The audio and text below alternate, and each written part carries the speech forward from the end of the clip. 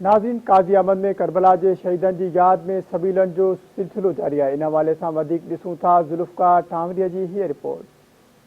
जी नाज़रीन, जीअं त मुहर्रम जो महीनो ईंदे ही करबला के प्यासनि की याद में हर चौक हर गली हर रस्तनि ते सबीलन जो सिलसिलो जारी है। ये सबील मौला अली असगर जी मौला हुसैन जी याद में मल्हाईंदा आहियूं। 10 ॾींहं टिजे ताणी मल्हाईंदा आहियूं।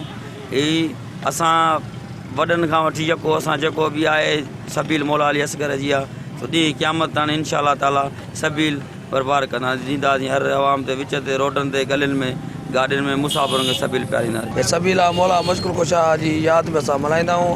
12 महीना लॻाईंदा आहियूं। विचोर ते मासूम जी सगीरा याद की असां मल्हाईंदा 12 महीना मल्हाईंदा रहंदासीं इंशा यार जी मदद। पूरी ज़िंदगी थिए असां सबीलनि जी हूं त जेके काज़ी इमाम बारगाह फ़कीर रसूल बचो उन खां काफ़िलो निकिरंदो आहे। मेन ते लॻाईंदो सबील मोमन अचनि त सबील आहे। पहिरियों इमाम हुसैन जी यादि में सबील आहे। कंहिंजे लाइ बि कोन लॻंदो। शौहद आहे करबला में जेको मौला हुसैन सां कीस जो त जेको बचा हुन शहीद करा उनजे सवाब ख़ातिर जेको सबील पिए थो रूहानी असांखे सुकून मिले थो। हीअ सबील उन जे करे आहे। मौला हुसैन जी यादि में मौला गाज़ी यादि में लॻाई आहे। ज़िंदगी भर जेसिताईं मुंहिंजी हयाती आहे, शुरूअ खां वठी जीअं मां पैदा थियो आहियां, इहे ताज़िया इहे झूला इहे मां सिंगारींदो आयो आहियां। वरी सबील जो प्रोग्राम रखियो अथऊं।